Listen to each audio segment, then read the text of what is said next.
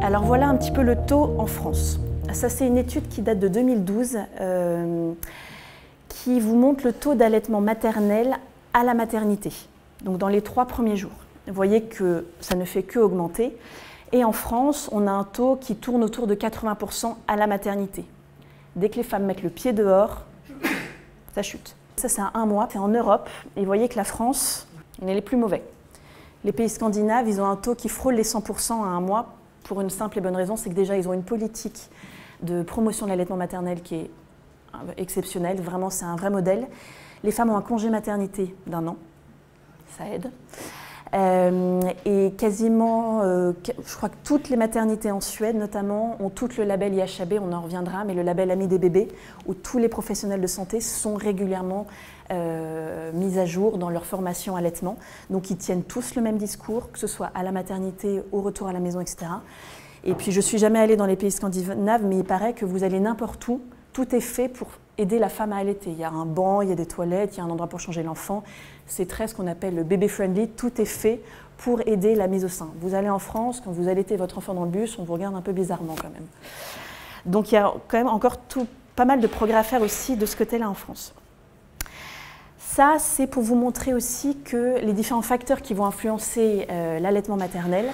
Certes, dans les pays en voie de développement, il y a quand même un taux d'allaitement qui est assez élevé, évidemment, pour des raisons qu'on comprend bien. Mais n'empêche qu'on a remarqué que plus les pays étaient pauvres, notamment vous regardez sur le continent africain, plus le taux d'allaitement à 6 mois était faible. Donc ça montre aussi l'importance de la formation autour de l'allaitement. Plus on sensibilise les femmes à l'allaitement maternel, plus le taux d'allaitement maternel s'élève. Donc ça, c'est les 2 principales études qu'on a sur les chiffres autour de l'allaitement. Vous avez l'étude ELF qui a été publiée en 2011, qui étudie 18 000 enfants nés dans 320 maternités.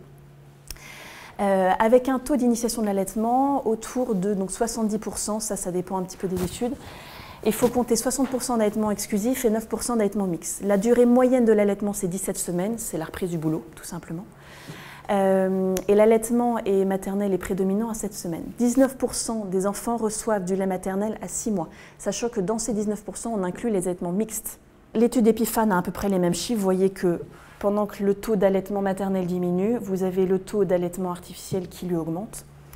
Et en Europe, là c'est le même tableau que je vous ai montré, mais non pas à 1 mois, à 3 mois. Vous voyez que la France, on est toujours dans les plus bas. La Grèce et l'Italie, pareil, ils sont quasiment au niveau 0. Et les pays scandinaves ont toujours des taux très élevés. Alors quels sont les facteurs qui influencent le fait qu'une femme se met à allaiter ? Il y a des choses assez logiques. Les femmes qui sont d'un milieu socio-professionnel favorisé, qui sont accompagnées de leur mari, qui ont un âge, qui sont plutôt un peu plus âgées, celles qui ont suivi des cours de préparation à l'accouchement. Bref, les femmes qui sont intéressées par ça et qui sont dans un cadre où elles sont stimulées et accompagnées par leur conjoint ou par leur entourage. Tout ça, c'est des facteurs qui font que l'allaitement maternel est favorisé.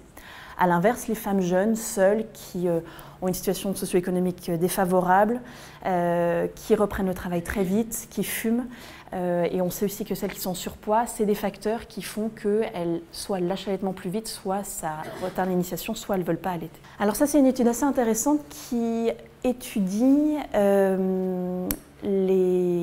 l'expérience antérieure des femmes qui ont déjà allaité. Pour ça, on s'est dit, bon, si l'allaitement est si mauvais, est-ce que c'est parce que les femmes, elles ont un mauvais vécu de leur premier allaitement, tout simplement? Donc on a mené une étude auprès de à peu près 3000 mamans. Et pour celles qui ont déjà allaité, dans plus de 60% des cas, elles avaient une expérience qui était très positive. Et dans 20% des cas, 20-30% des cas, moyenne. Mais vous voyez que ce n'est pas non plus l'image catastrophique de l'allaitement, c'était horrible, je ne veux plus mettre mon enfant au sein, etc. Sur la décision d'allaiter, la majorité des femmes décident d'allaiter avant d'être enceinte. Ça commence à cogiter quand on attend un bébé. Et au moment où on a son bébé dans les bras, en général, la décision elle est déjà prise. Mais vous avez certaines femmes qui prennent la décision d'allaiter en stade d'accouchement ou en maternité, en voyant la copine allaiter, puis se rendant compte que ce n'est pas si compliqué que ça. Mais c'est vrai que la majorité d'entre elles sont sensibilisées soit avant la grossesse, soit pendant la grossesse.